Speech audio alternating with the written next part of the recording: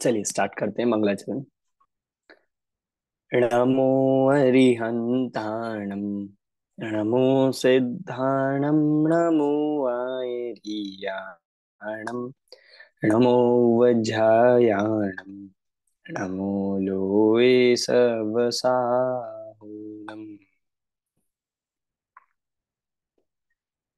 वंदो ज्ञानानंदकर नेमिचंद गुणकंद, माधव वंदित विमल पद पुण्य पयोनिधि नंद।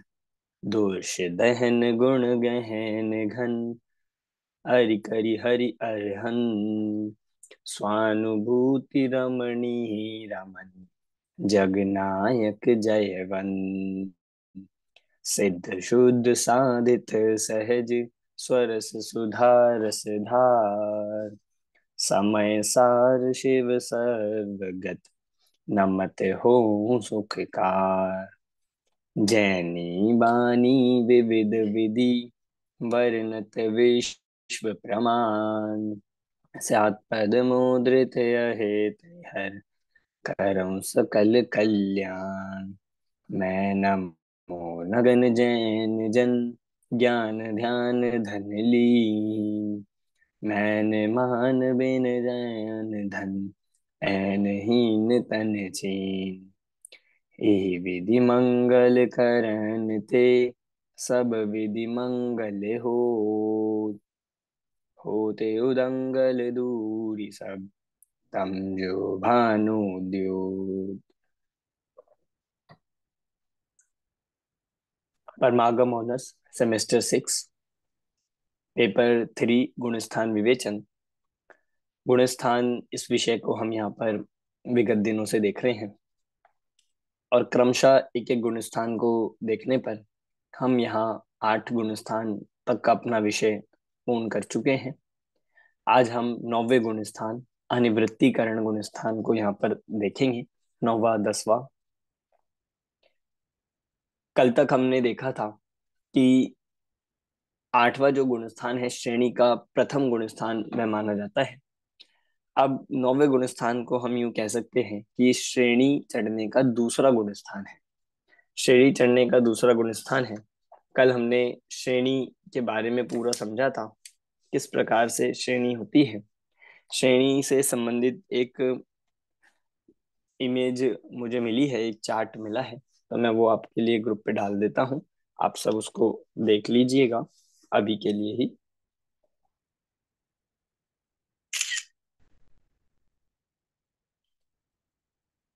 जिसमें पूरा श्रेणी का स्वरूप आ जाएगा।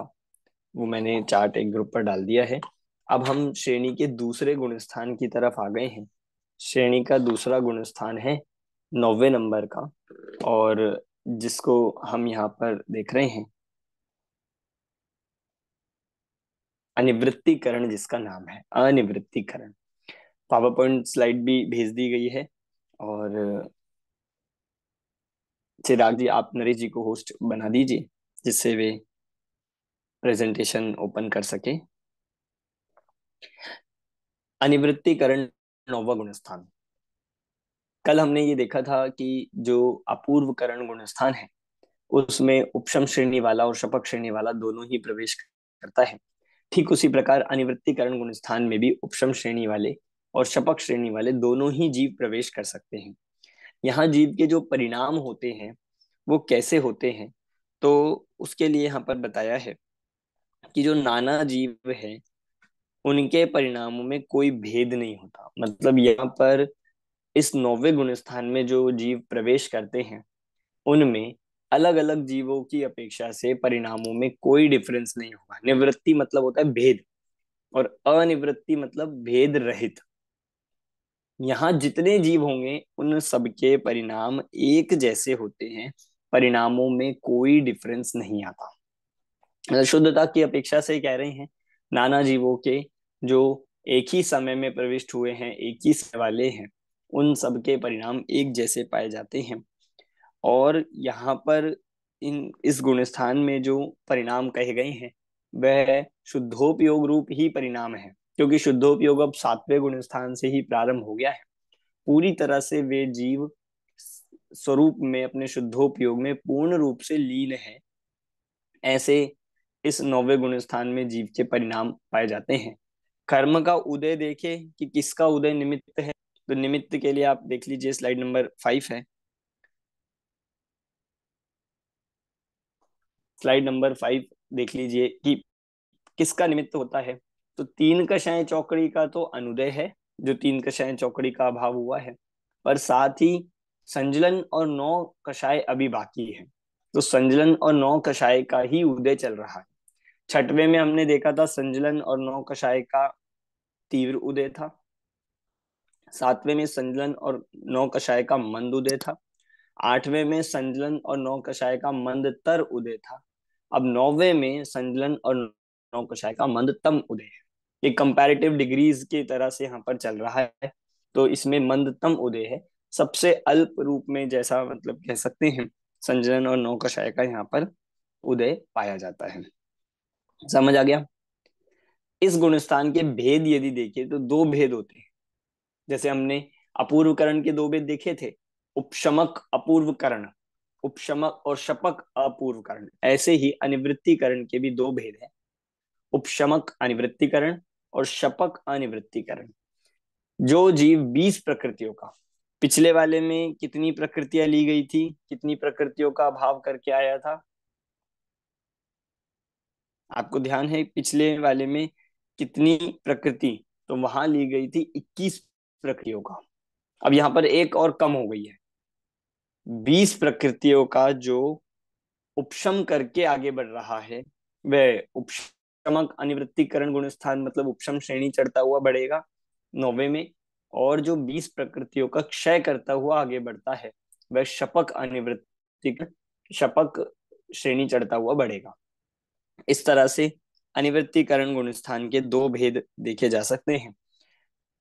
अगली स्लाइड में इस गुण स्थान का पूरा नाम बताया गया है, अनिवृत्तिकरण बादर सांप्राय प्रवृष्ट शुद्धि संयत। अब ये सब क्या है, तो एक एक शब्द का अर्थ अगली स्लाइड में दे दिया।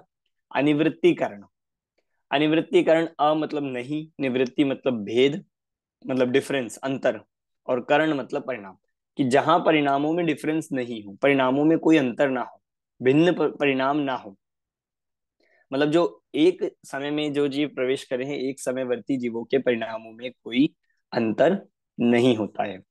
बादर का मतलब होता है स्थूल। आपने से दो प्रकार के नाम कर्म के भेद है, बादर और सूक्ष्म। तो बादर यहाँ पर कहा जा रहा है किसके लिए, कषाय के लिए, इसलिए अगला शब्द लिखा है संप्राय। बादर संप्राय स्थूल कषाय है, मतलब हम ये कह सकते हैं कि 1 से लेकर 9 तक जितनी भी कषाएं हैं, 1 से लेकर 9वें गुणस्थान तक जो सारी कषाएं हैं वो सारी स्थूल कषाएं हैं। क्योंकि अगला, ये हमने कैसे पता लगाया, क्योंकि अगला 10वें गुणस्थान का नाम आ रहा है सूक्ष्म सांप्राय। इसका मतलब सूक्ष्म 10वां है, तो उससे पहले के सब क्या हो गए, कि बादर हो गए।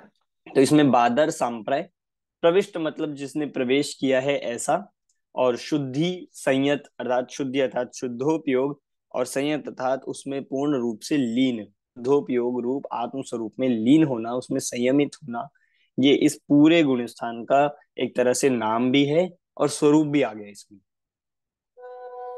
ठीक है, तो इसका शब्दार्थ ये हुआ। इस गुणस्थान में यदि हम सम्यक्त्व देखें अगली स्लाइड में, तो इस गुणस्थान में भी ठीक 8वें की तरह है, बिल्कुल सब कुछ सेम। दो दो ही यहाँ पर सम्यक्त्व होंगे। उपशम श्रेणी वाले के लिए जो उपशम श्रेणी चढ़ता हुआ आ रहा है वो दोनों सम्यक्त्व का धारी हो सकता है, और शपथ श्रेणी चढ़ने वाला मात्र शायिक सम्यक दृष्टि ही होगा। इस तरह से मतलब यहाँ पे दो सम्यक्त्व पाए जा सकते हैं, पूरा ओवरऑल देखें तो, द्वितीय उपशम सम्यक्त और शायिक। उपशम सम्यक्त आपको हमने कल समझा दिया था कि द्वितीय उपशम सम्यक्त कौन सा होता है, कि जो सम्यक्त्व के अभाव पूर्वक सम्यक दर्शन प्रकट होता है उसको द्वितीय उपशम सम्यक्त कहते हैं। चारित्र अपेक्षा देखें तो ठीक उसी प्रकार चारित्र भी यहाँ पर कौन सा होगा, जैसे कल एक कहा गया था कि वास्तव में मतलब यहाँ पर शैक्षणिक चारित्र है, पर इन दोनों जीवों की अपेक्षा से, उपशमक की अपेक्षा से औपशमिक चारित्र कह देंगे, और शपक की अपेक्षा से शायिक चारित्र कहा जा सकता है उपचार से, और वास्तव में यहाँ पर छायोपशमिक चारित्र है। काल यदि देखते हैं, काल, इस, आप निकाल लीजिए स्लाइड नंबर 13। काल देखेंगे तो जगन्य काल इस गुण स्थान का भी एक समय है, वो मरण की अपेक्षा से। वैसे आप देखिए जनरली एक समय बनता नहीं है, बाकी गुण स्थानों में अंतर्मुहूर्त ज्यादातर चलता है, पर जिसमें भी एक समय कहा गया आप ये समझ लीजिए वहां पर अंडरस्टूड है कि मरण की अपेक्षा से कहा गया। एक समय मरण की अपेक्षा से है, और वो भी आप सारी जो हमने कल बात करी थी कि उतरते हुए मरण होगा, उस तरह से आप समझ लीजिएगा, क्योंकि चढ़ते हुए मरण यहाँ पर होता नहीं है। फिर मरण के अलावा अंतर्मुहूर्त है, जगन्य काल जिनका मरण नहीं होगा उनके लिए मिनिमम काल अंतर्मुहूर्त समझना चाहिए। उत्कृष्ट काल यदि देखा जाए तो उत्कृष्ट काल है यथा योग्य अंतर्मुहूर्त, उत्कृष्ट काल अंतर्मुहूर्त है। आगे आगे करिए स्लाइड।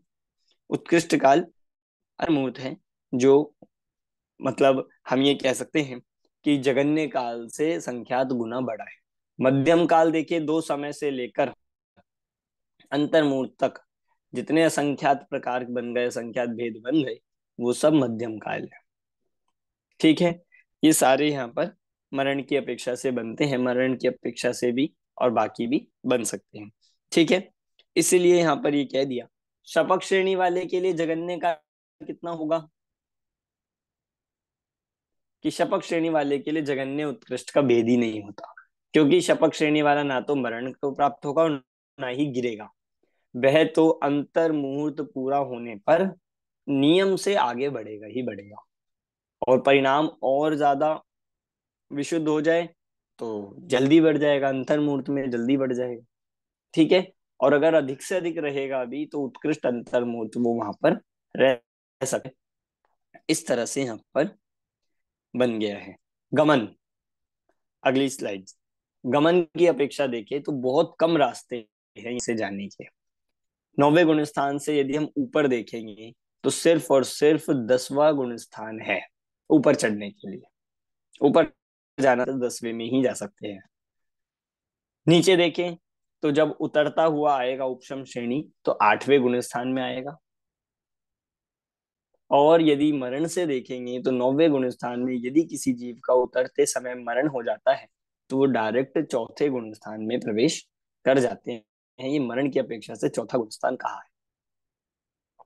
ठीक है, समझ आ गया। आगमन, आगमन में देखिए कहां से आ सकते हैं, 9वें में कहां कहां से आ सकते हैं।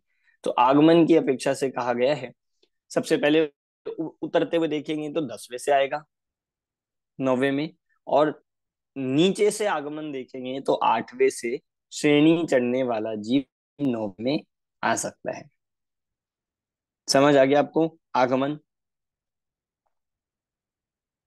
अब इसमें जो विशेष बात कही है, विशेष में एक तो हमने यहाँ पर देखा कि भिन्न समयवर्ती जीवों के परिणाम भिन्न है।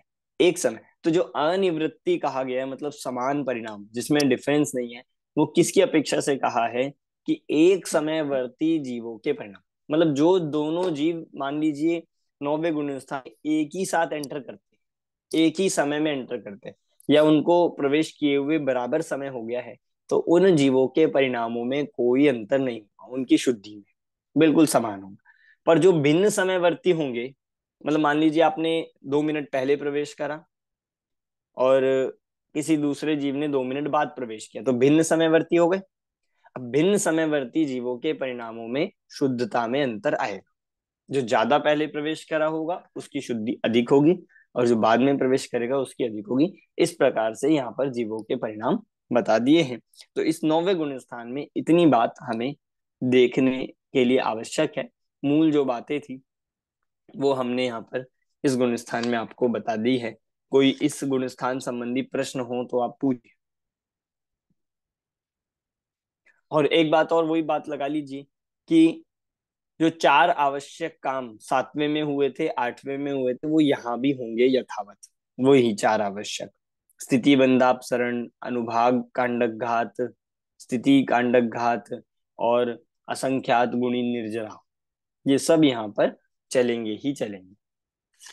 ठीक है। तो सर नाइन्थ में कोई हाँ नवे आवश्यक नहीं हुए हैं ना? हाँ, कोई नया आवश्यक यहाँ पर नहीं हुआ है। तो जो सेवेंथ और एथ है कंटिन्यू है। हाँ, और बढ़ती गई है, बस विशुद्धि बढ़ती जा रही है, मल्टीप्लाई होता जा रहा है। ओके। ठीक तो है। वही पूछना था मुझे कि जो अंतर्मुहूर्त का समय है तो हर समय शुद्धता बढ़ती ही जाती है पूरे, ऐसे ही है ना? बिल्कुल, शुद्धि प्रति समय अनंत गुणी बढ़ती जा रही है। और सर और इसमें लिखा उसमें है। भी 8वें से ज्यादा 8वें की, 8वें से ज्यादा 9वें की, और उसमें भी ऐसा शपक उपशमक इन दोनों की शुद्धि में भी डिफरेंस है। आपने असंख्यात गुण श्रेणी निर्जरा वाला सूत्र हमने तत्वार सूत्र में पढ़ा है, तो उसमें उपशमक से ज्यादा विशुद्धि शपक वाले की है, जो शपक हाँ, श्रेणी चढ़ रहा है। लेकिन सर नौवे का ही जो अंतर्मुहूर्त का समय है तो वो अंतर्मुहूर्त में ही प्रति समय बढ़ती है कि उसमें भी किसमें? ये समझ लीजिए, जैसे जैसे आगे बढ़ता जाता है, जैसे जैसे 10वें के और निकट पहुंचता जाएगा, वैसे वैसे विशुद्धि बढ़ती जाती है। जितने समय उसमें 9वें गुण स्थान में आत्मा में और लीन होता चला जाता है, लीन तो है ही, और उसमें मतलब गहराई होती जाती है, उतनी उतनी विशुद्धि 9वें में अंदर अंदर भी बढ़ती जाएगी। और सर इसमें लिखा है कि वैमानिक देवों में जन्म होता है यहाँ के बाद नियम से। मतलब हाँ, ये कहा है कि जो इन गुण स्थान में मुनिराज जिनका मरण हो जाता है, वे चौथे गुण स्थान लेकर वैमानिक देव, मतलब जो 16 स्वर्ग है, उनमें जन्म उनका नियम से होता है। मतलब भवनत्रिक में नहीं होगा, और मतलब ज्योतिष व्यंतर आदि में नहीं होगा। सर हमें दो क्वेश्चंस हैं। एक तो तीन कारण परिणाम हमें बराबर एक बार वापस से समझा दीजिए। दूसरी बात है कि जो ये काल अपेक्षा हर में लिखते हैं अंतर्मुहूर्त ये मरण की अपेक्षा तो मालूम पड़ गया, मगर अंतर्मुहूर्त तो जगन्य भी और उत्कृष्ट भी, तो हम ऐसे ही लिख सकते हैं कि यथा योग्य अंतर्मुहूर्त। देखिए, मरण की अपेक्षा से नहीं अंतर्मुहूर्त वो नहीं है। अलग, वो अलग। बाकी नॉर्मल यथा योग्य तो सब में वही लिख हो, क्योंकि हमें काल का मालूम उसको नहीं पड़ता है उसको सर। यथा योग्य नहीं लिख के हम उसको लिखेंगे जगन्य अंतर्मुहूर्त। अगर आपसे पूछा जाए 9वें गुण स्थान का जगन्य काल कितना है मरण के अलावा, तो उसको कहा जाएगा जगन्य अंतर्मुहूर्त। तो जगन्य अंतर्मुहूर्त और उत्कृष्ट में क्या फर्क है सर, अभी आप समझा ही दीजिए। अब आप ये समझ लीजिए कि जैसे 1 मिनट से लेके 48 मिनट तक, मैं एग्जाम्पल में बता रहा हूँ, एक हम्म। मिनट से लेके 48 मिनट तक अंतर मुहूर्त है। ठीक है। अब इसमें कितने अंतर मुहूर्त बन जाएंगे? आप 2 मिनट को भी अंतर मुहूर्त कह सकते हो, चार अच्छा। मिनट को भी अंतर मुहूर्त कह सकते हो, 15 मिनट को भी कहा जाएगा, 20 मिनट को भी कहा जाएगा, 45 मिनट को भी कहा जा रहा है, और 48 मिनट को भी कहा जा रहा है। कितने सारे हो गए अंतर मुहूर्त? पर इन सब के अंतर मुहूर्त में कम ज्यादा में डिफरेंस है सब अंतर मुहूर्त की कैटेगरी। इसी प्रकार मतलब एक आवली एक समय का होता है जगन्य अंतर्मुहूर्त, उससे लेकर 48 मिनट से 2 समय कम तक सब अंतर्मुहूर्त है। तो अब जगन्य वाला जगन्य में जाएगा, और उत्कृष्ट वाला उत्कृष्ट में जाएगा, और बीच के जितने हैं वो सब मध्यम अंत में जाएंगे। ठीक है। ओके। और 3 करण का जो आपने बोला है, 3 करण परिणाम हमने यहाँ पर अभी नहीं लिए हैं। 3 करण जो होते हैं वो आप इतना समझ लीजिए 2 जगह पे इस्तेमाल होंगे। एक 3 करण सम्यक दर्शन की उत्पत्ति के समय होते हैं, जो करण लब्धि में, हम्म। और एक 3 करण ये श्रेणी चढ़ने से पहले होते हैं। तो उस तरह से अधकरण, अपूर्वकरण, अनिवृत्तिकरण जो ये परिणाम होते हैं, मतलब उन परिणामों का भी यही नाम है, और यहाँ पर उन गुण स्थानों का भी वही नाम है। तभी बस थोड़ा हमने इतनी कंफ्यूजन ही हो जाता है। जानकारी बस इतनी ही जानकारी अभी हमने उसकी ली, हमने ज्यादा डिटेल उसको लिया ही नहीं। तो हमें अभी जानने की जरूरत नहीं है। हाँ, अभी इतना ओके। ही आपको जानने की जरूरत है, जितना हम आपको पढ़ा रहे हैं। ओके। ठीक है। जी। दसवां सर गुण स्थान कांडक अनुभाग कांडक ये थोड़ा सा ठीक है।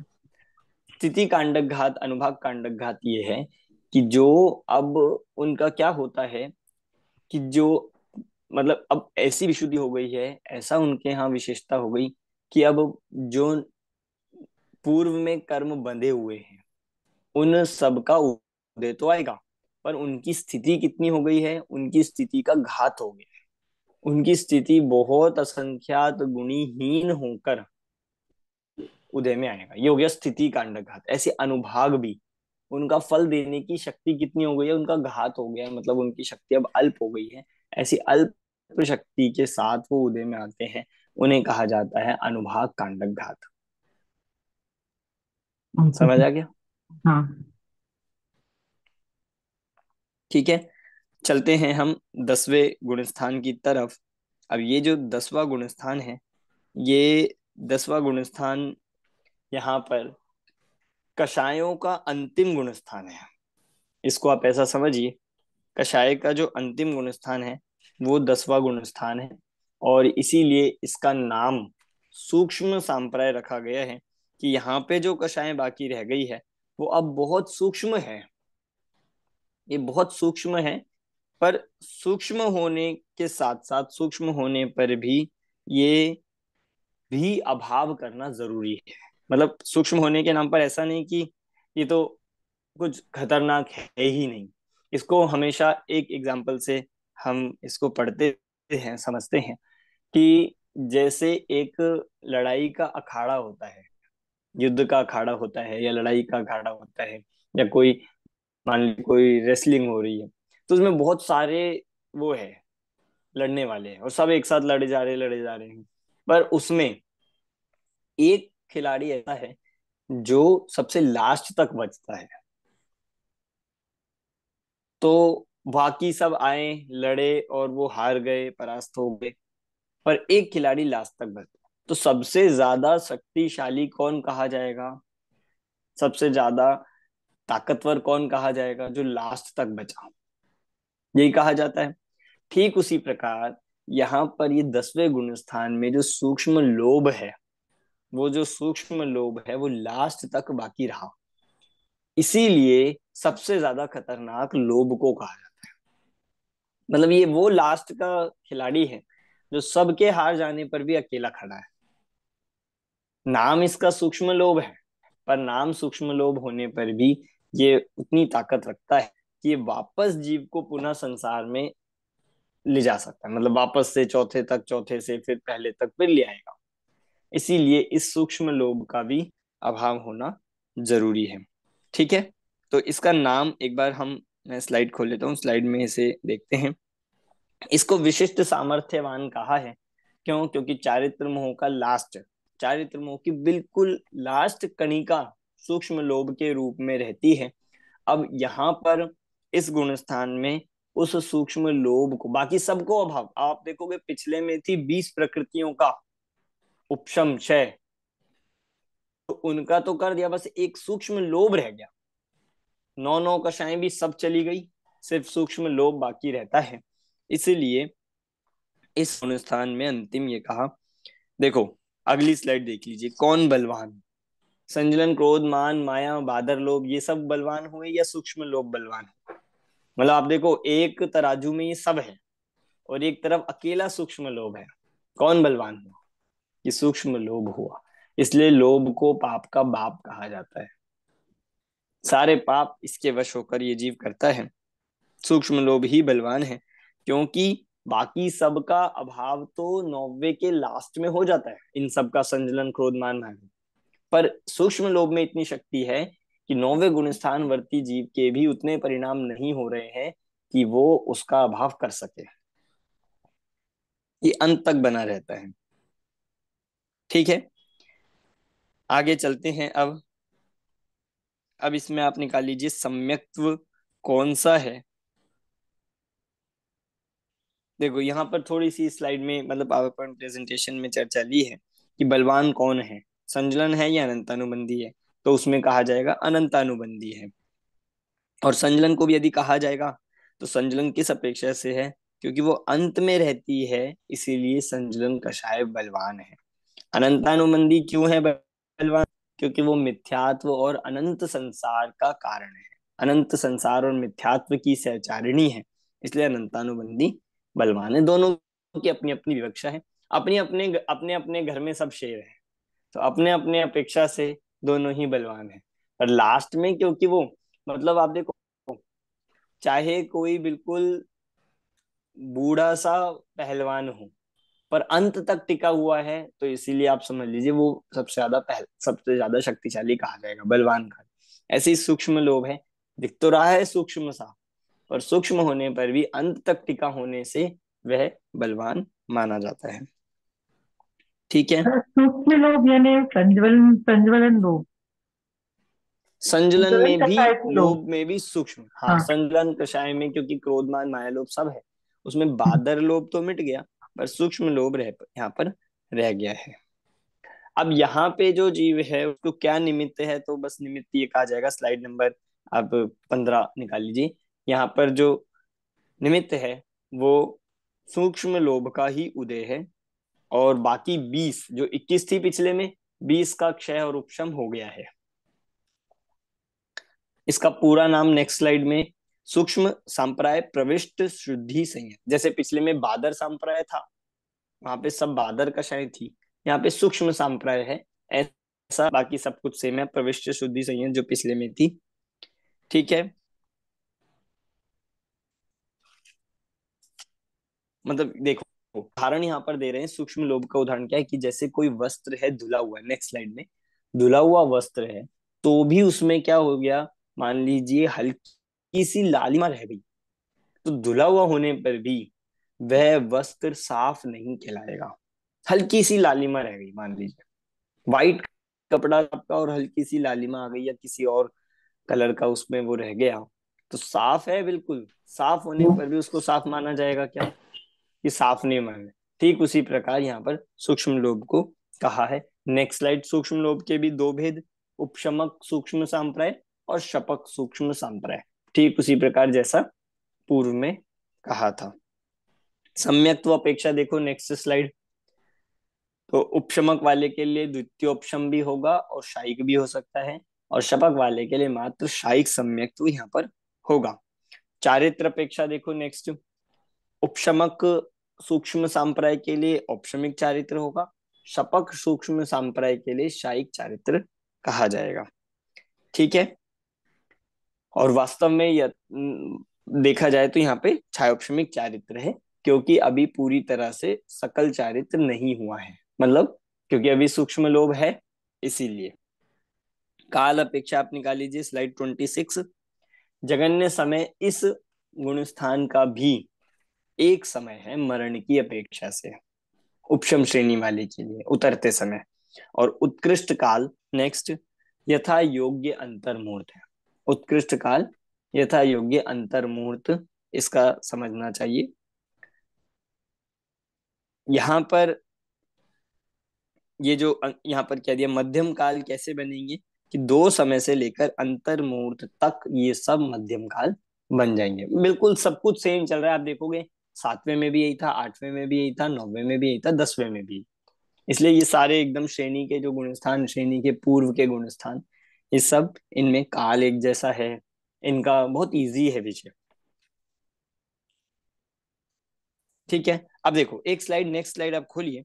अब इसमें हमें ये समझ में आएगा कि हमने 7वां, 8वां, 8वां, 9वां, 10वां, 11, मतलब ये सब हमने देखे हैं, तो इन सब में अंतर मुहूर्त ही काल कहा, पर इन सब के अंतर मुहूर्त में डिफरेंस है। मैं आपको 6वें से ही बताया था ये लगा के, कि 6वें गुणस्थान का अंतर मुहूर्त जितना है 7वें का उससे हाफ है, 7वें का जितना है 8वें का उससे हाफ है, 8वें का जितना है 9वें का उससे हाफ है, 9वें का जितना है उससे हाफ, ये कहा है, मतलब उससे हाफ कहा 11वें का। और सबसे छोटा अंतर मुहूर्त 10वें का कहा गया है, सबसे छोटा 10वें का कहा है। ये थोड़ा सा 10वें 11वें में डिफरेंस आप समझ लेना।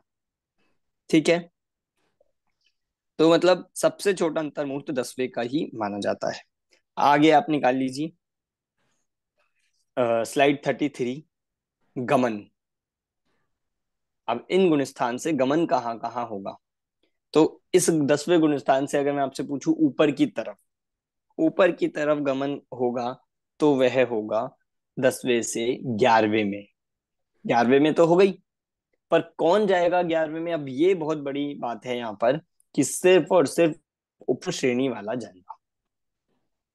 शपथ श्रेणी चढ़ता हुआ अगर कोई आ रहा है, शपथ श्रेणी वाले फ्लाईओवर से आ रहा है, तो वो कहाँ जाएगा? वो उसके लिए 11वां गुण स्थान आएगा ही नहीं। वो ऐसा रास्ता है कि जिसमें आपको थोड़ा सा रास्ता, एक गुण स्थान स्किप करने का वो है। डायरेक्ट छलांग लगाकर वो कहाँ पहुंचेगा? 12वें। तो शपथ श्रेणी वाला नियम से 12वें में जाते हैं 10वें से, और उपशम श्रेणी वाला नियम से 10वें से 11वें में जाएगा ऊपर। नीचे को देखे तो उतरते हुए 9वें में भी आएगा, उपशम श्रेणी वाला ही उतरता है। और मरण यदि होता है 10वें गुण स्थान में, तो वह जीव उपशम श्रेणी वाला मरण की अपेक्षा से चौथे गुण स्थान में पहुंच जाएगा। ठीक है। आगमन, अब 10वें गुण स्थान में कहाँ कहाँ से आ सकते हैं? तो 10वें गुण स्थान में आने के दो ही रास्ते हैं। 9 से 10 में आ जाएगा, आएगा ही चढ़ते वक्त, और 11 से 10वें में आएगा उतरते वक्त। 11 से उतरते वक्त भी 10वें में आ सकता है, आता है। समझ आ गया आपको? अगला देख लीजिए स्लाइड जो है। आवश्यक जो कहे, यहाँ भी वही 4 आवश्यक है। अपूर्वकरण वाले भी 4 आवश्यक यहाँ पर होंगे। और यहाँ पर आगे देखो, नवीन बंध, अगली स्लाइड में, मोहनीय का बंधन नहीं होगा। बिल्कुल मोहनीय से अब इसके बाद बंधन नहीं है। मान लीजिए ये मोहनीय से छुटकारा मिलने वाला अंतिम गुण स्थान है। यहाँ पे मोहनीय का उदय लास्ट है। अब नवीन बंधन, क्योंकि अभी नवीन बंधन होगा तो फिर अगला एक और गुण स्थान बनाना पड़ेगा कषायों का। फिर इसके बाद जो 11वां और 12वें गुण स्थान है, वो दोनों गुण स्थान वीतरागियों के हैं। तो सब कुछ कषाय मिट गई है, उपशम और क्षय हो गई है। तो यहाँ पर नवीन बंधन नहीं होता है। शेष 6 कर्मों का अल्प स्थिति अनुभागरू बंध बंद होगा, पर शेष का होगा, मोहनीय का बंधन नहीं होगा।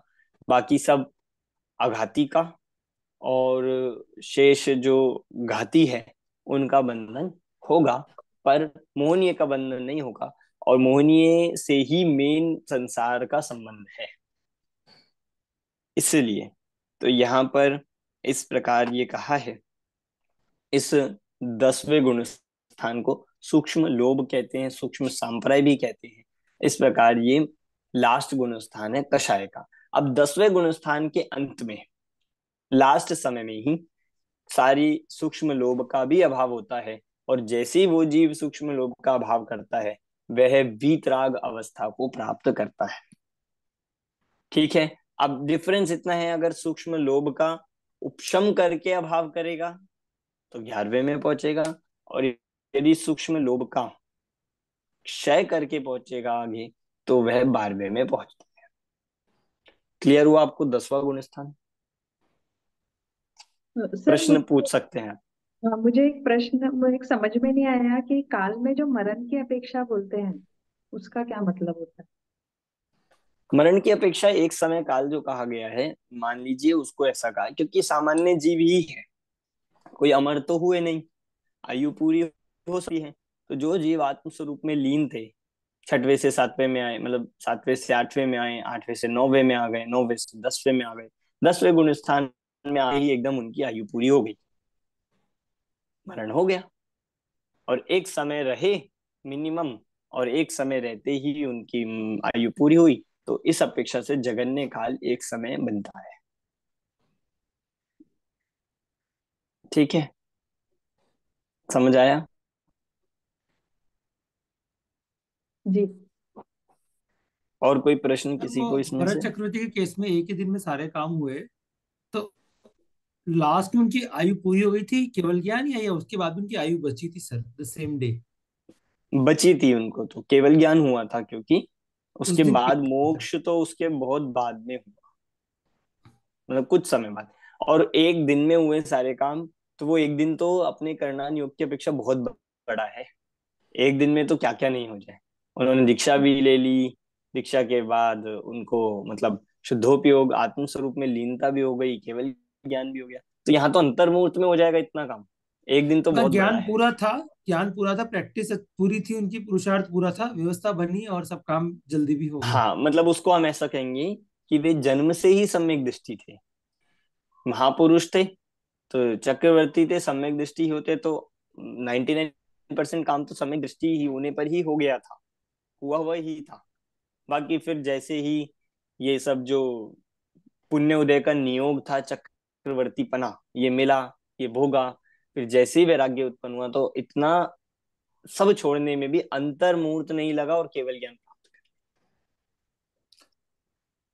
ये उनके से हमें प्रेरणा मिलती है। ठीक है, समझ आया आपको? आपने वो चार्ट देखा क्या जो मैंने अभी ग्रुप पर भेजा है? जो लोग फोन से ज्वाइन नहीं किए होंगे वो देख सकते हैं, और नहीं तो आप बाद में देखिएगा। वहां पे श्रेणी के लिए दो बताए गए हैं, और श्रेणी के दो ये ऐसे बताए गए हैं जिसमें सातवें से प्रारंभ होता है, और सातवें से प्रारंभ होके जो उपशम वाला होता है वो आठवां, नौवां, 10वां, 11वां, और वापस फिर रिवर्स आता है 10वें में। ऐसे ही चलता रहेगा उसका, 10वां, 11वां, 10वां, 11वां, ऐसे भी चल सकता है। और जो शपथ श्रेणी चढ़ता है वह सातवें से आठवां, नौवां, 10वां, 12वां, 13वां, 14वां और सिद्ध, अब वो कभी भी वापस नहीं आएंगे। 10वां क्रॉस करने के बाद 12वें में आते ही ये समझ लीजिए अंतर मतलब कुछ समय में ही मोक्ष पक्का है। अंतर्मूर्त में नहीं, कुछ समय में ही मोक्ष पक्का है। केवली होंगे, मतलब तीर्थंकर केवली होंगे, तो समोषण आदि दिव्य ध्वनि किरणा वो सब प्रारंभ होगा 13वें गुण स्थान में। सामान्य केवली होंगे, गंध कुटी आदि हो सकती है, और वो भी नहीं तो सामान्य अरहंत रूप से सिद्ध अवस्था को, चार घाती कर्मों का, अघाती कर्मों का नाश करके सिद्ध अवस्था को प्राप्त कर सकते हैं। समझ आया आपको 10वां गुण स्थान? कोई प्रश्न है इसमें? मतलब 10वां गुण स्थान पे हम इसीलिए ये मैं कह रहा हूं क्योंकि अब आप समझ लीजिए अब आगे थीम बदलने वाला है। अभी तक रागियों के गुण स्थान थे, अब जो गुण स्थान आने वाले हैं वो वीत रागियों के प्रारंभ हो रहे हैं। 10, 11वां, 12वां, 13वां, 14वां, ये सारे गुण स्थान वीत राग अवस्था के ही आ रहे हैं। तो यहाँ तक जो डाउट हो, प्रॉब्लम हो, वो आप पूछ सकते हैं।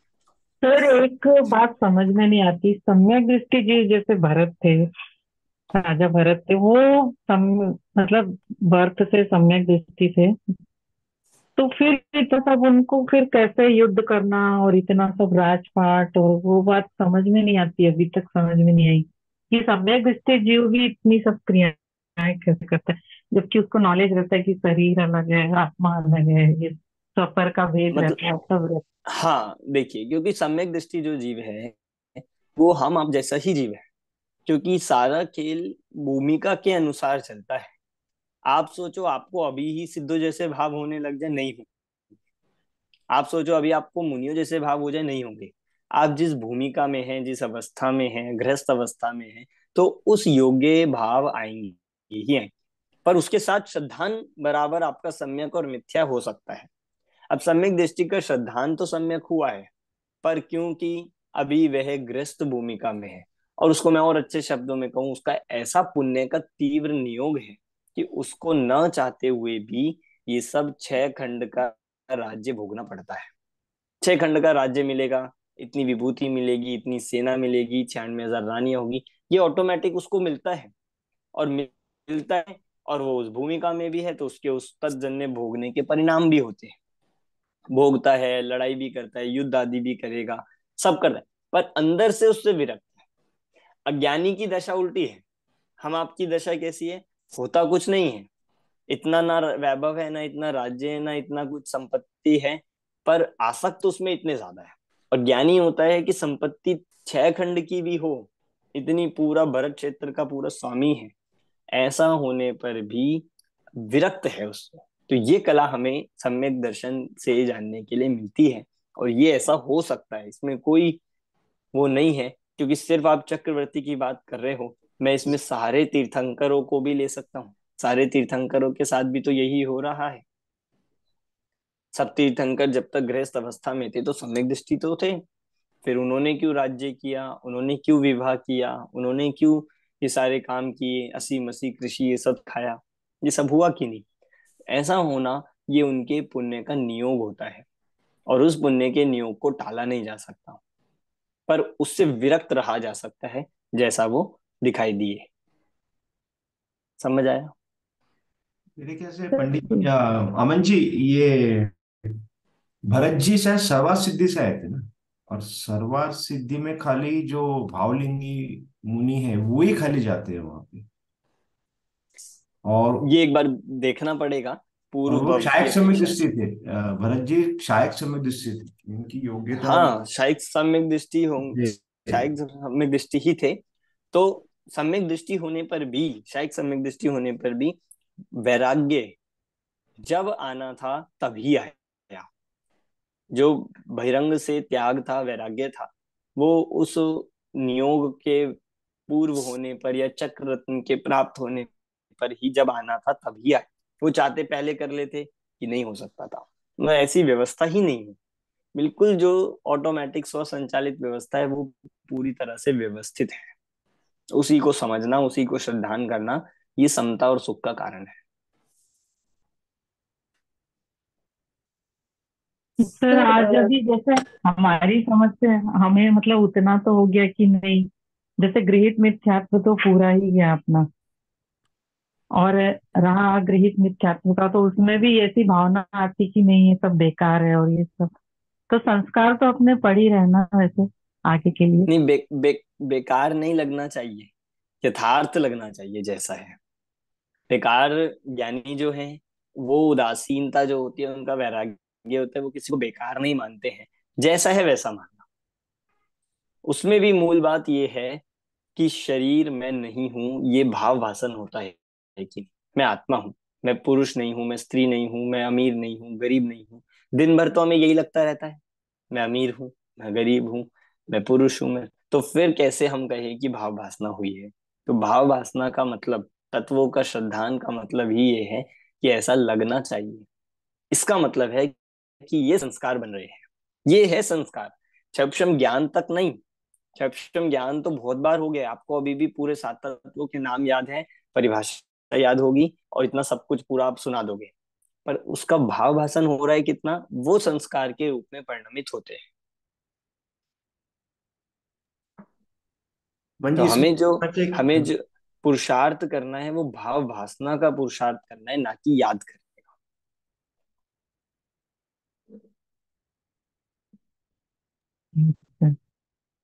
सर इसको ऐसे भी समझ सकते हैं, जैसे हम मान लो कहते हैं कि तप है और तप में उत्कृष्ट अवस्था ध्यान की है, तो ध्यान क्या करें। तो इस सब सामान्य डिस्कशन या पढ़ाई या स्वाध्याय के माध्यम से ये तो हो रहा है कि एटलीस्ट क्या व्यवस्था है, चीजें ऑटोमेटिक हो रही है, इसको जान रहे हैं, मान रहे हैं, और लीन हो जाएंगे तो काम हो जाएगा। बिल्कुल, इसको जानना है, मानना है, और एक और बीच में आप जोड़ लीजिए, इसको अप्लाई करना है। प्रैक्टिकल आपके साथ जब होगी चीजें, तो ये तो इसको अप्लाई करना है कि सब व्यवस्थित है, कोई बदल अप्लाई नहीं करने में सकता तो है। सिर्फ कर्ता बुद्धि और वो आ जाएगा ना अपना, उस तरह से थोड़ा सा अप्लाई करना और तो होगा ना नहीं, ऑटोमेटिक। कर्ता बुद्धि वाला नहीं, मान्यता में अप्लाई करना है कि नहीं। आपके सामने कुछ दुर्घटना होगी, घटना होगी, लाभ होगा, हानि उसको होगी, एक्सेप्ट कोई करना। बेनिफिट, कोई बेनिफिट हो जाएगा, तो उसको हमें इस कर्मोदय से या सात तत्वों के स्वरूप को समझकर, मतलब अप्लाई करना है। इसका नाम है अप्लाई करना। समझना, समझना ही सबसे बड़ी एप्लीकेशन है। तो फिर जब इस बात को पूर्ण रूप से समझता है, उसमें लीन होता है, तो वही शुद्धोपयोग रूप अवस्था बनती है। सबसे पहले में पहले तो ये निर्णय होना चाहिए कि मैं आत्मा हूं, शरीर नहीं। यहां से शुरुआत है धर्म की। ठीक। तो अब हम चलते हैं अगले 11वें गुण स्थान पे। 11वें गुण स्थान की पावर पॉइंट प्रेजेंटेशन में हूँ।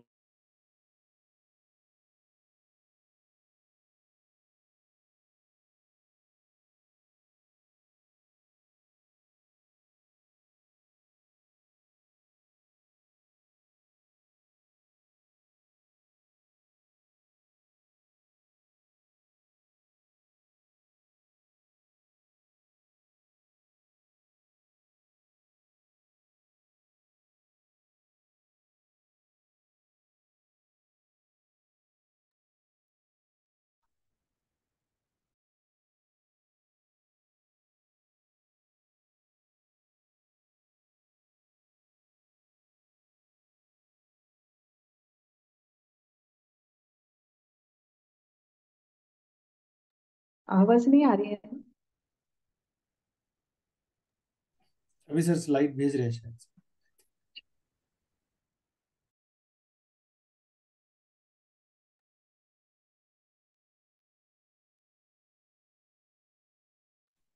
अभी इतने में वो स्लाइड भेज रहा हूँ। कोई डाउट हो आपको 10 गुण स्थान तक तो आप पूछ सकते हैं। अब 11वां गुण स्थान अपना आ रहा है। सर मुझे एक पूछना था कि 11वें से तो नियम से गिरते हैं, फिर से वितरागियों के गुण स्थान में क्यों लिया? बताते हैं, अब 11वां पढ़ेंगे तो मैं ये बताता हूँ। 10वें तक जो डाउट हो आप पूछ सकते हैं।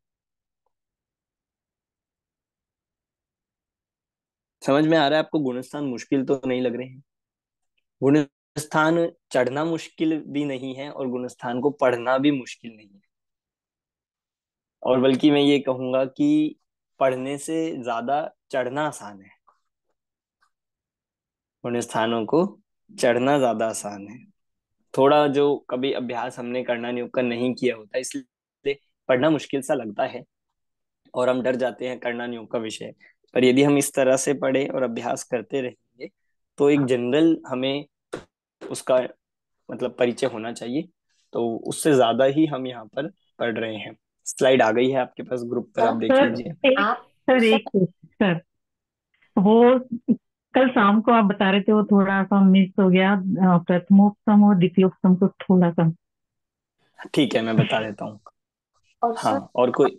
आप जब भी बताते हैं तो इजी लगता है, मगर जब भी पढ़ते हैं तो इतना इजी नहीं लग रहा है, कंफ्यूजन हो रहा है। तो नहीं, आप जो बता रहे हैं उसको ही अच्छे से समझ लेंगे तो पढ़ना भी आसान हो जाएगा। बस पढ़ने में इतना है कि थोड़ा शास्त्रीय भाषा में है, शास्त्रों के शब्द से लिखा गया है, तो उसको थोड़ा सा हमें और मेहनत करके पढ़ना नहीं, तो पड़ता है। हमें तो लग रहा है कि हम कुछ पकड़ नहीं सकते हैं कि क्या है, मालूम नहीं पड़ता है सर। नहीं, आप बिल्कुल वही चीजें हैं, वही बात है। जिन पॉइंट्स के आधार पर हम पढ़ रहे हैं उन पे आप फोकस करोगे तो कहीं ना कहीं वो बात आपको पकड़ में भी आएगी। और जहां डाउट हो आप पूछ लीजिए। तो सर आप बुक में से क्यों नहीं करवा रहे हैं? बुक में से ही चल रहा है, पर बुक में बहुत विस्तृत है, बहुत बड़ा है। मतलब आप आपके बुक्स में भी 7 पॉइंट्स दिए हुए हैं कि नहीं? हाँ। हाँ, तो आप जब मैं वो पॉइंट पे आता हूँ तो आप बुक का वो पेज खोल लीजिएगा, तो आपको मैच हो जाएगा कि वहीं चल रहा है कि नहीं बुक से ही। ठीक है। एक और बात है सर, जो ये पूजा जी और प्रकाश जी का नाम बार बार आ रहा है, इन्होंने तत्वार सूत्र को भी बहुत सिंप्लीफाई किया है, एटलीस्ट जो हम लोगों को समझ में आए। और ये बुक अगर मैं पढ़ता हूँ कुछ समझ में नहीं आता, यहाँ से आता है। और हम चाहें तो टॉपिक के एंड में पूजा जी को बुला भी सकता हूँ, वो हमारी भाभी हैं। तो एक ओ। फील आएगा अच्छा। अगर हम चाहिए, क्योंकि इन्होंने विकास जी की फैमिली ने इतना मटेरियल सिंप्लीफाइड फॉर्म दिया है, दे आर इंदौर। तो कभी मतलब we'll have a special session, तो एक हम कर सकते हैं, and we can understand, we can learn from their life. They were तो बोथ एक बार वेरी हाँ, बुलाइए क्लोज। ना। उनका तो बहुत ही विशेष अभ्यास है करना न्यू का, बहुत एक्सपर्ट है वो। पूजा जी, प्रकाश जी, उन्होंने इतना सारा विकास जी मतलब भी। स्टडी मटेरियल भी इसमें का है। दूसरे उनके भाई विकास जी और सारिका जी, वे भी मतलब पूरे करना न्यू के एक्सपर्ट है। आपको कोई भी डाउट हो तो नरेश जी के पास तो पूरा सोल्यूशन है ही। एक और सेशन कर बाकी सकते हैं उनके साथ में, then we can learn. Actually वो लोग यूएस में थे, माइक्रोसॉफ्ट में थे, वहां से यहाँ आए वो लोग, दोनों ही भाई। हम्म। तो बहुत कुछ हाँ, सीखने का है। और कभी एक स्पेशल सेशन जब टॉपिक एंड होगा तो हम बात करके कर सकते हैं 1 घंटे। तो नरेश जी करवाइए ना प्लीज। हाँ, ग्रुप में डिस्कस कर लेंगे, जब भी चाहिए तो मुझसे समय हाँ। लेकर हाँ, एक पर एक घंटे उससे का पहले ये सेशन। नहीं, होगा जब कि भी वो फ्री है। हाँ, मतलब ये होगा कि एक तो उससे पहले हम थोड़ा सा पढ़ लें, क्योंकि उनसे हम पूछेंगे क्या, हमें प्रश्न होंगे या हमें डाउट होंगे तो ही हम उनसे पूछ पाएंगे। तो उसके लिए पहले एक बार हम अच्छे से गो थ्रू कर ले, पढ़ ले पूरे विषय को, और फिर अपने पास जो शंकाएं हैं, जो मेन चीजें हैं, वो हम उनसे पूछ सकते हैं। अगर उनको समय मिलता है तो हम उनसे एक्स्ट्रा सेशन के रूप में समझ सकते हैं गुणस्थान।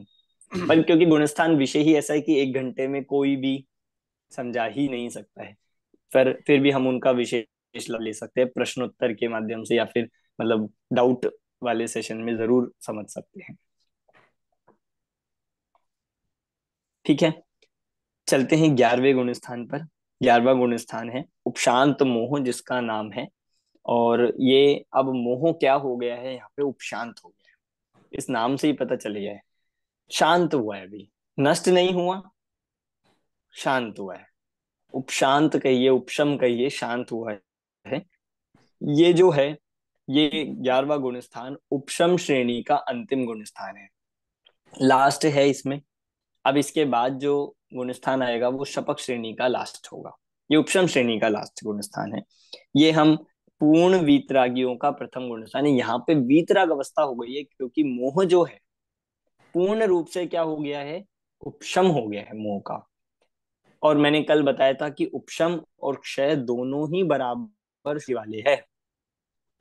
तो बिल्कुल इनकी भी वीतरागता वैसी ही है, और अगले शपक वाली की भी वीतरागता वैसी ही है। वीतरागता में कोई अंतर नहीं, कुछ समय के लिए ही हो जाए, पर वो अंतर्मूर्त मात्र के लिए होने वाली वीतरागता में कोई डिफरेंस नहीं है, पूर्ण वीतरागी है। ऐसा यहाँ मुनिराज ही आते हैं, पूर्ण सुखी होते हैं।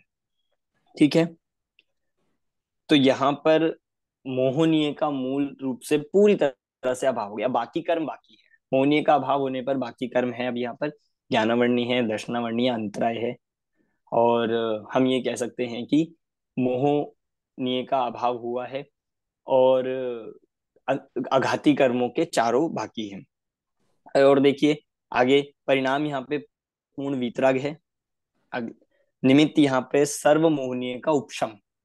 अब यहाँ पर एक बात ध्यान देने योग्य है, अगर आपसे पूछा जाए कि यहाँ पे कितने कर्म हैं, तो यहाँ पर 8 कर्म है इस जीव के, पर मोहनीय दबा हुआ है। सत्ता में तो है अभी, उसके साथ अभी छूटा नहीं। शपक वाले के साथ साथ साथ ही कर्म कहे जाएंगे, उसके साथ मोहनीय छूट गया, इसके साथ दबा हुआ है, उपशम है अभी। तो ऐसा यहाँ पर मोहनीय का उपशम ये निमित्त है। और आगे हम देखते हैं कि उदाहरण दिया है, उदाहरण इसके लिए तो निर्मली फल से सहित स्वच्छ जल, जैसे जल में निर्मली फल कहते हैं उसको, फिटकरी को, फिटकरी डालने पर जिस प्रकार जल की सारी मलिनता नीचे बैठ जाती है, उसे यहाँ पर उदाहरण के रूप में कहा कि जब शुद्धोपयोग रूपी जल, शुद्धोपयोग रूपी फिटकरी का प्रयोग होता है, तो सारी मोहनीय रूपी मलिनता नीचे बैठ जाती है, और ऊपर पूर्ण वीतराग अर्थात शुद्ध जल रूपी वीतराग अवस्था की प्राप्ति होती है। इसका अन्य नाम देखेंगे तो इसका नाम है उपशांत कषाय, उपशांत मोह कहिए या उपशांत कषाय, इसको कहा जा सकता है। पूरा नाम बन गया इसका अगली स्लाइड्स में, उपशांत कषाय वीतराग छद्मस्थ। उपशांत कषाय वीतराग छद्मस्थ। वीतराग, अब देखो एक एक शब्द का बहुत मतलब है, क्यों लिया गया। उपशांत इसलिए लिया क्योंकि दबी हुई है, कषाय क्योंकि अभी यहाँ पर कषाय है ऊपर दबी हुई है, वीतराग क्योंकि वीतरागता हो गई है, मोह का अभाव होना ही वीतरागता की शुरुआत है। छद्मस्त है क्योंकि अभी वीतरागी तो हो गया है पर सर्वज्ञ नहीं हुआ, कि मोहनीय तो चला गया पर ज्ञानावर्णी दर्शनावर्णी अंतराय अभी नहीं गए, इसलिए वीतरागी, वीतरागी होने के साथ साथ सर्वज्ञ नहीं है अभी। इससे एक बात हमें और पता चल गई कि पहले वीतरागी हुआ जाता है, फिर बाद में सर्वज्ञ होते हैं। आपको बहुत ज्ञान चाहिए, आपको सर्वज्ञ बनना है, पर उससे पहले आपको वीतरागी बनना पड़ेगा। उस सर्वज्ञता के ज्ञान को धारण करने के लिए वीतरागी होना जरूरी है, नहीं तो कर ही नहीं पाएगा, इसलिए पहले वीतरागी होता है। अगले गुण स्थान में चलते हैं, तो अगली स्लाइड में देखें तो सम्यक्त्व कौन सा है, द्वितीयोपशम और शायिक, वही दो। क्योंकि यहाँ पर शपक मतलब शायिक सम्यक दृष्टि भी आ सकता है, अगर वो उपशम श्रेणी चढ़ा है तो 10वें से 12वें में नहीं जाके 10वें से 11वें में ही आएगा, और द्वितीय उपशम सम्यक दृष्टि तो चढ़ ही रहा है। चारित्र, यहाँ पर क्योंकि उपशांत मोह हुआ है, चारित्र मोहनीय का उपशांत हुआ है, इसलिए क्या चारित्र बन गया, औपशमिक यथाख्यात चारित्र। यथाख्यात चारित्र होता है पूर्ण चारित्र, पूर्ण चारित्र तो है पर औपशमिक है, अभी उपशम पूर्वक हुआ है चारित्र मोहनीय के, क्षय पूर्वक नहीं हुआ, इसलिए इसको औपशमिक यथाख्यात चारित्र कहेंगे। 21 प्रकृतियां जो थी उनका उपशम होने से, 21 प्रकृतियों के उपशम होने से यहाँ पर उसको कहा गया है। ठीक है, आगे देखो जगन्य काल, यदि हम देखें इसका स्लाइड नंबर 16। हाँ, जगत निकाल इस गुणस्थान का भी एक समय है, इसका मतलब 11वें गुणस्थान में भी मरण हो सकता है। 11वें गुणस्थान तो एक समय बन जाएगा, और बिना मरण की अपेक्षा से अंतर्मूर्त इसका समय है। ठीक है। अब यहाँ पे उत्कृष्ट काल, अब उत्कृष्ट काल क्या बनेगा? उत्कृष्ट काल अंतर्मूर्त है, तो ये अंतर्मूर्त कितना बड़ा अंतर्मूर्त है? तो कहा 2 शुद्र भव। अब ये शुद्र भव क्या होता है? तो शुद्र भव कहा है कि आयु का जो सबसे छोटा भव होता है, आयु का जो सबसे छोटा भाग है, जिससे कम जिसकी आयु होती है, कम से कम जिन जीवों की, जैसे निगोदिया जीवों की आयु है, एक श्वास में 8-10 बार, एक श्वास में 18 बार जन्म, 18 बार मरण, ये होता है शुद्र भव। तो जितना मिनिमम भव होता है वो शुद्र भव है। तो इस गुणस्थान का आप देख सकते हैं उत्कृष्ट काल भी कितना है, 2 शुद्र भव बस।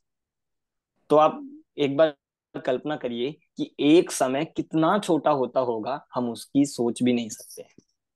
एक समय तो हमें 1 सेकंड लग रहा था, पर शुद्र भव का मतलब है आयु का सबसे छोटा भव, और एक शुद्र भव मतलब श्वास का 18वां भाग, और लिख दिया यहाँ पे 1 सेकंड का 24वां हिस्सा। 1 सेकंड का 24, अब कितने नैनो सेकंड कर लीजिए, कितने भेद कर लीजिए, वो सब आज की साइंस वो वहां तक पहुंच ही नहीं सकती है, पर उसका नाम है शुद्र भव। और 2 शुद्र भव इसका उत्कृष्ट काल होता है। सेकंड का 12वां हिस्सा, 1 सेकंड को अब 12 हिस्से में डिवाइड करो, तो जो एक हिस्सा बना उतना है 11वें गुणस्थान का टाइम। अब बताओ किसको पता चलता होगा? पता ही नहीं चल पाएगा कि कब आए कब गिरे, तो इतने में गिर भी जाते हैं। 11वां गुणस्थान गिरने का है, आएंगे गिरेंगे। ठीक है। अब इस गुणस्थान में से अब हमने सुना है कि गिरते हैं, कहाँ से गिरते हैं? गिरते हैं तो कुछ चोट लगती होगी। कि देखो, गिरने का मतलब है सिर्फ नीचे के गुणस्थान में आ जाना।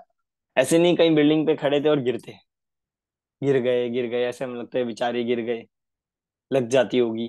कि नहीं, गिरने का मतलब है कि गुणस्थान नीचे आ जाना। तो इस गुणस्थान का नियम है, 11वें गुणस्थान से ये जीव नियम से नीचे गिरता है। अब 2 कारण होते हैं गिरने के, अब आप समझ लीजिए 2 कारण हैं गिरने के। 2 कारण जो कहे गए हैं आगे इसमें शायद आएंगे भी। हम्म आ रहा है आगे। पहले गमन आ गया बीच में, गमन देख लेते हैं कि 11वें गुणस्थान से नीचे जाएगा तो 10वें में, और मरण होगा तो चौथे में। ये आ गए 2 कारण, काल क्षय और भव क्षय। 2 कारण आपको याद करने हैं, काल क्षय और भव क्षय। मतलब इस गुणस्थान का जो मैक्सिमम टाइम था, काल ड्यूरेशन थी, वो पूरी हो गई, 2 शुद्र भव। तो भी इस गुणस्थान से आपको नीचे भेज दिया जाएगा, मतलब नीचे चला जाएगा। और काल पूरा नहीं हुआ, काल पूरा होने से पहले ही आयु पूरी हो गई, आयु पूरी हो गई, तो भी इस गुणस्थान से मरण करके ये जीव 11 से सीधा चौथे में आ जाएगा। ये सबसे लंबी जंप हो जाएगी, 11 से सीधा चौथे में इसका डाउनफॉल हो जाएगा। विग्रह गति होते ही चौथा गुणस्थान होगा, और फिर देव गति में जन्म लेगा सम्यक के साथ। तो 2 कारण हो गए गिरने के। काल या तो पूरा हो गया, आयु पूरी नहीं हुई, पर गुणस्थान का टाइम पूरा हो गया कि चलो आपको भेजा जाएगा वापस, फिर 10वें में आ गया। और गुणस्थान तो समय था, पर उससे पहली आयु पूरी हो गई, इस अपेक्षा से भवक्षय। तो 2 ही रास्ते हैं, और दोनों का अलग अलग कारण है। इस गुणस्थान से 9वें में नहीं आ सकता, 8वें में नहीं आ सकता, पहले में नहीं आ सकता, जब भी आएगा इन 2 रास्तों से होता हुआ आएगा। उपशम श्रेणी वाला जो उतरता है वो कैसे उतरता है? कि 10, 10 से 9, 9 से 8, 8 से 7, 7 से 6, 6 से फिर जैसे परिणाम हो, 6 से कोई पहले में भी आ सकता है, कोई चौथे में भी आ सकता है, ऐसे होगा। पर उसे अगर वो क्रमशः उतर रहे, तो क्रमशः उतरते हुए 6वें तक आना जरूरी है। ये कुछ एक्स्ट्रा बात बता रहा हूं मैं आपको, कि क्रमशः यदि उतर रहे हैं तो 6वें तक आना अनिवार्य है। ठीक है। अगले में कह दिया कि 11वें गुणस्थान का काल समाप्त होने पर नियम से 10वें में जाता है, फिर क्रम से सात गुण स्थान तक गमन होगा। सात तक, सात तक गमन होगा। और सातवां फिर छठवें में तो नियम से आता ही है, इसलिए बात कही। 11वें से सीधे 6 में, चौथे में, एक में गमन नहीं करता, क्रम आवश्यक है।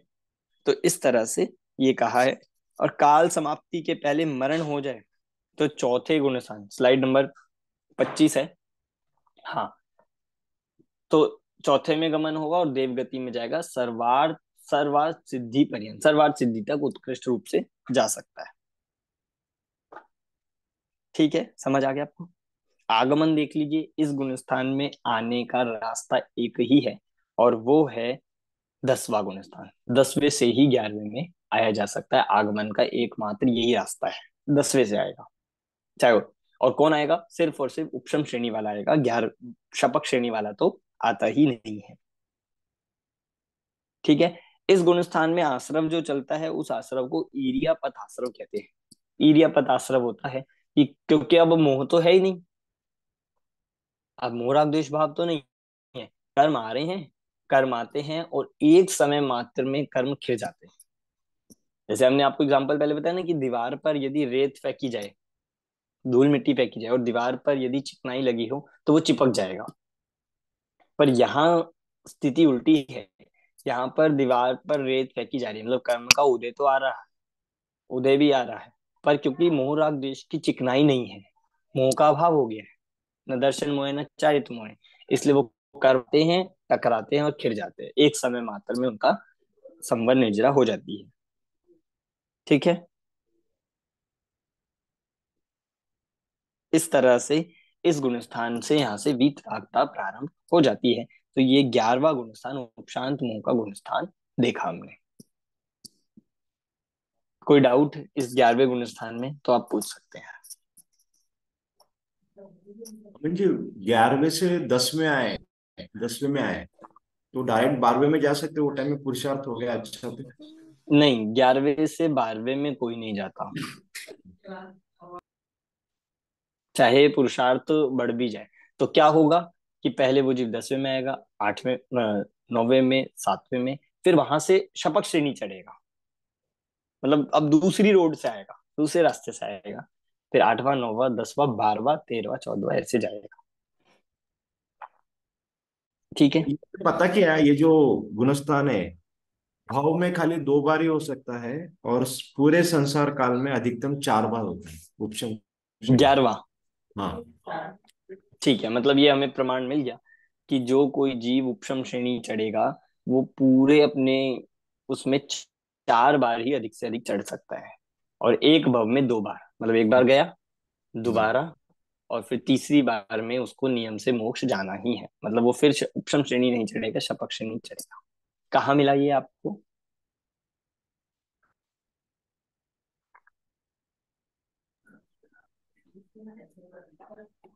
कहाँ कर्नाटक पे के मतलब? नहीं ये वो भोपाल नहीं, इंदौर में जो है ना, उनका नाम भूल गया मैं, उन्होंने पढ़ाया था। विकास जी। नहीं विकास जी नहीं, नाम भूल गया मैं। ठीक है, कोई दिक्कत नहीं। अगला 12वां गुण स्थान, आज का अपना अंतिम 12वां गुण स्थान, क्षीण मोह गुण स्थान। अब ये बहुत बिल्कुल सिमिलर है, मिलता जुलता है, और इसी की तरह है। बस इतना समझ लीजिए, 11वें गुण स्थान में मोह को उपशम करते हुए बड़े थे, और यहाँ मोह का क्षय ही कर दिया, बिल्कुल मूल से नष्ट कर दिया है। अब मान लीजिए, अब कभी भी संसार में वह जीव नहीं आएगा, कभी तो छोड़िए, इसी भव से वह जीव मोक्ष को प्राप्त करेगा जो 12वें तक आ गया। शपथ श्रेणी का अंतिम गुण स्थान है, उसका फल है पूर्ण वीतराग अवस्था है, पूर्ण सुख की अवस्था है। आगे देखिए, हम इस गुण स्थान में यदि देखें तो ज्ञानावर्णी, रचनावर्णी और अंतराय का अभी उदय है। ठीक है, पर दुखी नहीं है। दुखी इसलिए नहीं है क्योंकि दुख का कारण मोह था और मोह का अभाव कर दिया। वीतरागी हो गए, आनंद में है, सुख में है, पर अभी ज्ञान की अधिक हीनता चल रही है, उससे सुख दुख का कोई संबंध नहीं है। अब वो जीव, अगले आगे चलिए, अब वो जीव वीतरागी होने के बाद अगली नियम से अंतर मुहूर्त में सर्वज्ञ होंगे। वीतरागी हो गए। अब अंतर्मुहूर्त में सर्वज्ञ होंगे नेक्स्ट गुण स्थान में, 13वें गुण स्थान में। ठीक है, मोह नाश होते ही सर्वज्ञ क्यों नहीं होते? अगली स्लाइड दी। क्योंकि सर्वज्ञता का संबंध अलग है, ज्ञानावर्णादि से है, और ज्ञानावर्णादि का अभी बंधन नहीं नष्ट हुआ है, मोहनीय का रुक गया था, इसलिए। आगे देखिए परिणाम, अत्यंत निर्मल वीतराग परिणाम है इस गुण स्थान में। निमित्त किसका है? अगला, मोहनीय कर्म का क्षय हो गया पूरी तरह से। अब बिल्कुल मतलब ये समझ लिए, जो दुख का मूल कारण मोह था वो पूरी तरह से जड़ से मिट गया है। पिछले में उदाहरण दिया था निर्मली फल का, यहाँ दे रहे स्फटिक मणि के पात्र में रखा हुआ निर्मल जल, बिल्कुल जल ही निर्मल है। आपको उससे फिटकरी से निर्मल करना नहीं है, वो निर्मल है, दोबारा गंदगी नहीं आ सकती, ऐसा ये लिया है। और इसका दूसरा नाम है क्षीण कषाय। क्षीण मोह था, क्षीण कषाय भी इसको कह सकते हैं। अगली स्लाइड, क्षीण कषाय वीतराग छद्मस्त। क्षीण कषाय तो है ही, और साथ में क्या? वीतराग छद्मस्त। वीतराग हो गए हैं पर छद्मस्त है, सर्वज्ञ नहीं, इसीलिए ऐसा ही कहा। सम्यक्त्व अपेक्षा, सम्यक्त्व अपेक्षा इस गुण स्थान में देखेंगे तो सिर्फ और सिर्फ शायिक सम्यक दृष्टि ही इस गुण स्थान में जाएगा। स्लाइड नंबर 13, स्लाइड नंबर 13 है, सम्यक्त्व शायिक ही है। चारित्र देखिए नेक्स्ट स्लाइड में, शायिक चारित्र ही है, बिल्कुल यथाख्यात चारित्र हो गया, बिल्कुल चारित्र की लास्ट अवस्था प्राप्त हो गई है यथाख्यात, और वो भी शायिक। ठीक है, अगर हम काल देखते हैं स्लाइड नंबर 17 पे, इस गुण स्थान का काल जगन्य काल अंतर्मूर्त है। अब इस गुण स्थान से जगन्य और उत्कृष्ट का भेद नहीं बनता। क्यों नहीं बनेगा? जगन्य और उत्कृष्ट का भेद क्यों नहीं बनेगा? क्योंकि यहां से जीव नीचे गिरता ही नहीं, ये गुण स्थान छूटता ही नहीं है, जितना भी समय होगा उतने समय रहकर आगे बढ़ेगा, और वो अंतर्मूर्त है नियम से। अब वो आगे बढ़ता बढ़ता अप्रतिपाती रूप में आगे बढ़ते हुए वह सर्वज्ञता को प्राप्त करता है।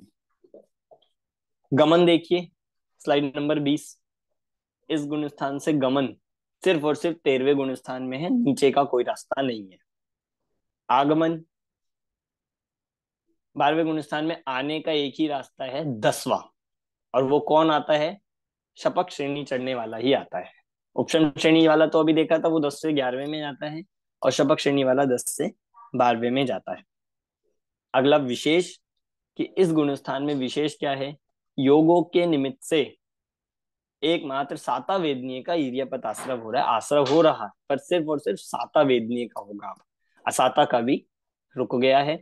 अब अल्प समय में अंतर्मूर्त में ही वे जीव सर्वज्ञता को प्राप्त होने वाले हैं, उनके ज्ञानावर्णादि का भी अभाव होने वाला है, लोकालोक उनके ज्ञान में स्पष्ट झलकने वाला है, ऐसी अवस्था को वे प्राप्त होने ही वाले हैं।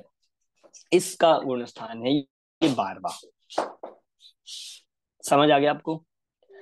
यहां तक के सभी जीव अंतरात्मा कहलाते हैं, चौथे से लेके 12वें तक अंतरात्मा है, और इसके बाद होंगे वे 13वें और 14वें, वे परमात्मा के गुण स्थान कहे जाएंगे, परमात्मा वहां से शुरू होते हैं। ठीक है, समझ आ गया आपको? विशेष में ये देखे कि क्षीण मोह के लिए ये आदि दीपक है, कि अब इसके आगे के सब क्षीण मोही ही है, उनका मोह पूरी तरह से क्षीण हो गया है 12, 13, 14वें का। और छद्मस्त के लिए अंत दीपक है, छद्मस्त अवस्था का ये लास्ट गुण स्थान है, मतलब 1 से लेके 12 तक ही सब छद्मस्त होते हैं, और अब आगे सर्वज्ञता का गुण स्थान आने वाला है। तो इस तरह से 12वां गुण स्थान क्षीण मोह नाम का गुण स्थान हमने यहाँ पर देखा है। कोई इसमें प्रश्न हो तो आप पूछ लीजिए।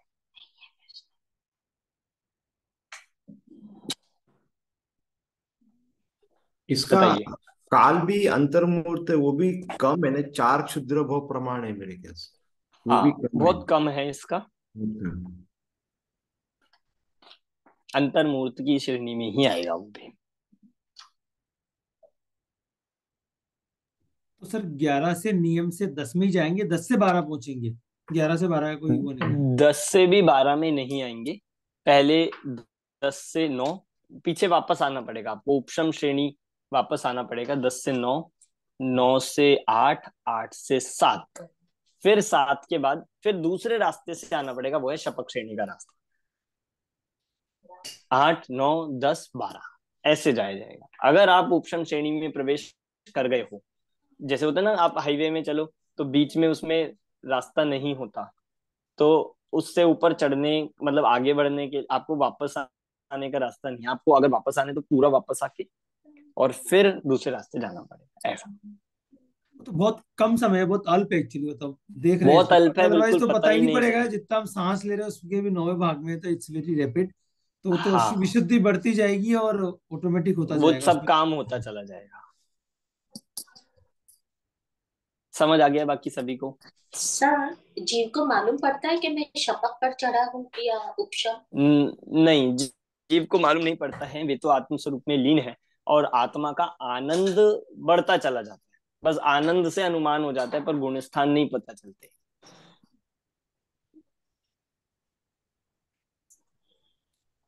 ठीक है। पंडित जी नाम याद आ गया, डॉक्टर प्रवीण जी ने बताया था। अच्छा, प्रवीण जी, ठीक है ठीक है। तो अपना 12 गुण स्थान तक अब हो गया है। अब हमें से 2 गुण स्थान देखने हैं और थोड़ा सा प्रश्नोत्तर सेक्शन है। पूरा सिलेबस हमारा लगभग पूरा हो गया है।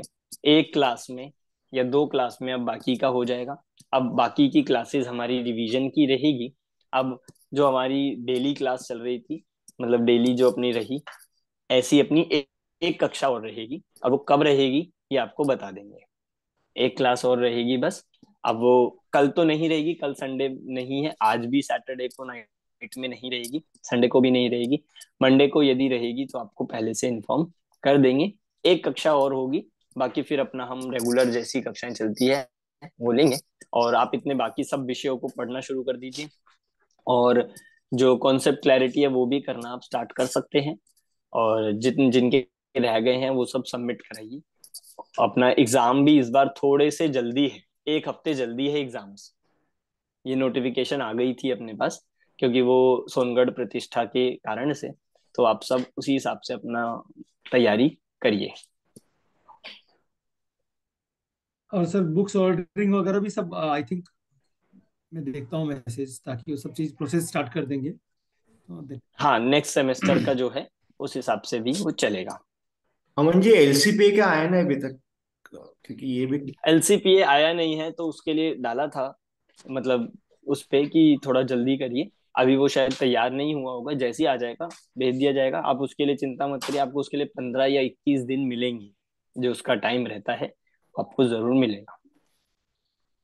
तो गुरसात और के बारे में अगर डिटेल में समझना हो तो कौन सी वीडियोस अवेलेबल है क्लासेस में यूट्यूब पे? बहुत सारी है, मैं एक आपको तो भेज दूंगा वो मैं देखी थी डॉक्टर प्रवीण जी शास्त्री जी की हाँ, एक, डॉक्टर प्रवीण काफी। जी की है, विकास जी की है, संजीव जी विकास जी गोदा की जी की। कहीं नहीं दिखी।